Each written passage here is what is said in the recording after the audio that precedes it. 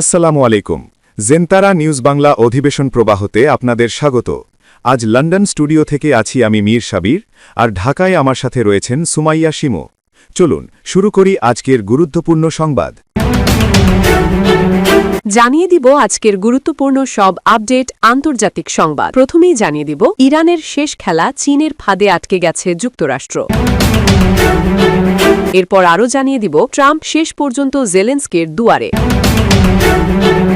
এবং সর্বশেষ জানিয়ে দিব মার্কিন নাগরিকদের দ্রুত ইরান লেবানন ছাড়ার নির্দেশ কি হতে যাচ্ছে। শুনছিলেন সংবাদ শিরোনাম, এখন বিস্তারিত। তবে তার আগে অনুরোধ থাকবে এই ভিডিওটিতে একটি লাইক, কমেন্ট এবং চ্যানেলটি সাবস্ক্রাইব করে জানিয়ে দিন কোন জেলা থেকে বা কোথা থেকে আপনি আমাদের এই ভিডিওটি দেখছেন এবং শুনছেন।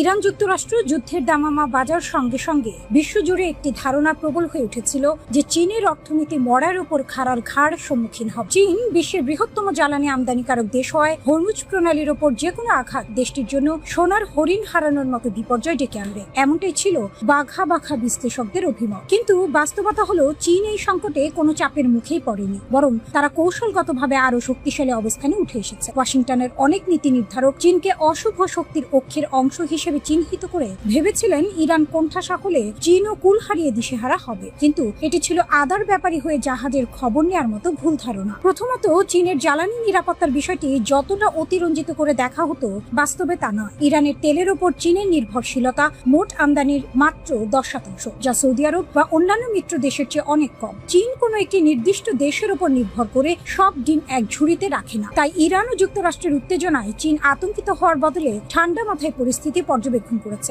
দেশটির বৈদেশিক নীতিতে ইরান ও সৌদি আরবের মতো বিপরীতমুখী দেশগুলোর সঙ্গে ভারসাম্য বজায় রাখাই তাদের মূল মন্ত্র। ফলে ইরান যুক্তরাষ্ট্রের দ্বন্দ্বে চীন কেবল দর্শক হয়েই থাকেনি, বরং তারা সাপও মরবে লাঠিও ভাঙবে না এই নীতিতে অটল থেকেছে। দ্বিতীয়ত, চীনের অর্থনৈতিক স্থিতিশীলতার পেছনে তাদের দূরদর্শী জ্বালানি মজুদ ব্যবস্থা ছিল বজ্র আটুনি ফসকা গেরোর মতো। যুদ্ধের আগে থেকেই, বিশেষ করে 2024 সালের শেষ ভাগ থেকে চীন বিপুল পরিমাণ অপরিশোধিত তেলের মজুদ গড়ে তুলেছিল। প্রায় 1.3 বিলিয়ন ব্যারেল তেল মজুদ থাকায় হরমুজ প্রণালী দিয়ে সরবরাহ বিঘ্নিত হওয়ার পরও চীন কোনো জ্বালানি সংকটে পড়েনি। পাশাপাশি চীনের শিল্প কাঠামোতে তেলের ব্যবহার বা ওয়েল ইন্টেন্সিটি 80-র দশকের তুলনায় প্রায় 80% কমেছে। বিদ্যুৎ চালিত অর্থনীতির দিকে ধাবিত হওয়া এবং শিল্প কারখানায় জ্বালানি দক্ষতা বৃদ্ধির ফলে চীন এখন জ্বালানি তেলের দাম বাড়লে শাক দিয়ে মাছ ঢাকার আপ্রাণ চেষ্টা করার বদলে বরং স্থিতিশীল থাকার ক্ষমতা রাখে। তৃতীয়ত, বৈশ্বিক মুদ্রাস্ফীতির বাজারে জ্বালানির উচ্চ মূল্য চীনের জন্য কাঁটা দিয়ে কাঁটা তোলার মতো কাজ করেছে। বিগত কয়েক বছর চীন এক ধরনের ডিফ্লেকশন বা মন্দার কবলে পড়েছিল।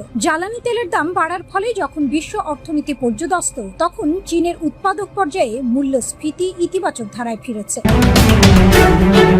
মধ্যপ্রাচ্যে ড্রোন ও ক্ষেপণাস্ত্র হামলার ক্রমবর্ধমান ঝুঁকি মোকাবেলায় এবার ইউক্রেনীয় প্রযুক্তির দ্বারস্থ হয়েছে যুক্তরাষ্ট্র। সৌদি আরবের অত্যন্ত গুরুত্বপূর্ণ প্রিন্স সুলতান বিমান ঘাঁটির সুরক্ষায় ইউক্রেনের উদ্ভাবিত স্কাই ম্যাপ নামক একটি কমান্ড অ্যান্ড কন্ট্রোল প্ল্যাটফর্ম চালু করা হয়েছে।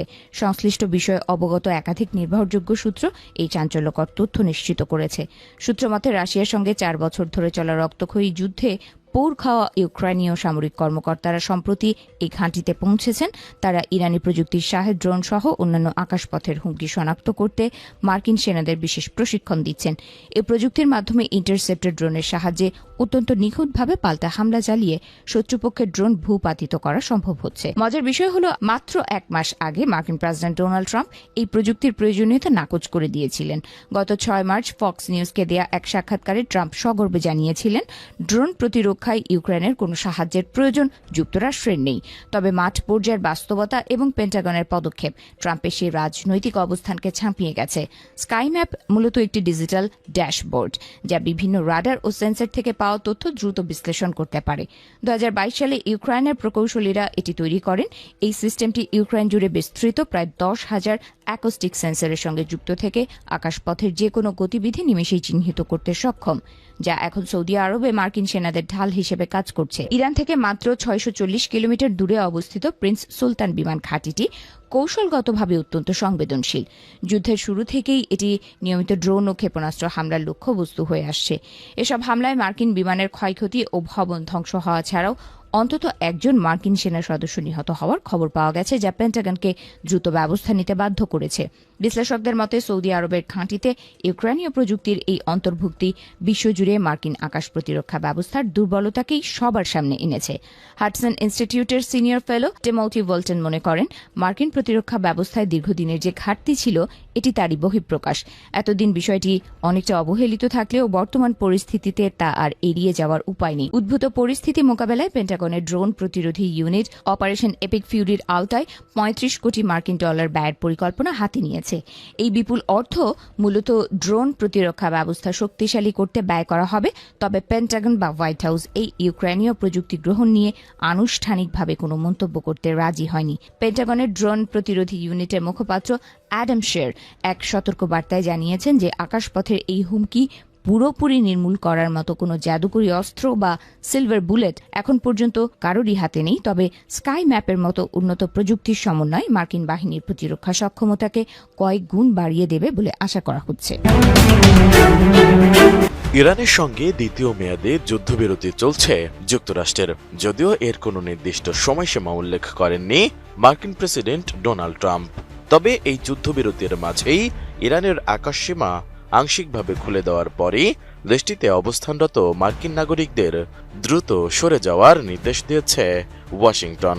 বুধবার সামাজিক যোগাযোগ মাধ্যম এক্সে প্রকাশিত এক বার্তায় এই নির্দেশনা দেওয়া হয়। বিবৃতিতে বলা হয়, ২১ এপ্রিল থেকে ইরানের আকাশপথ আংশিকভাবে খুলে দেওয়া হয়েছে, ফলে মার্কিন নাগরিকদের এখনই ইরান ত্যাগ করা উচিত।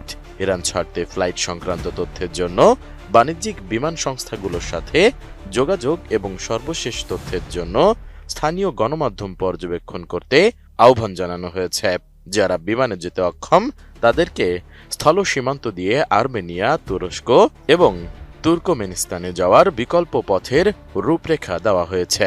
তবে আফগানিস্তান ও ইরাকে ভ্রমণ নিরুৎসাহিত করেছে যুক্তরাষ্ট্র। বিবৃতিতে আরও বলা হয়েছে, মার্কিন নাগরিকদের আফগানিস্তান, ইরাক বা পাকিস্তান ইরান সীমান্ত এলাকায় ভ্রমণ করা উচিত নয়, কারণ ইরানি কর্তৃপক্ষ আমেরিকানদের দেশত্যাগে বাধা দিতে পারে এবং তাদের ওপর বহির্গমন শুল্ক আরোপ করতে পারে। বিবৃতিতে সতর্ক করে বলা হয়েছে, ইরান সরকার দ্বৈত নাগরিকদের ইরানি হিসেবেই বিবেচিত করে, ফলে কোনো দ্বৈত নাগরিক যদি মার্কিন পাসপোর্ট দেখিয়ে ইরান ছাড়ার চেষ্টা করে তাহলে তাদের দেশটির নিরাপত্তা বাহিনী যে কোনো কারণ দেখিয়ে আটক করতে পারে।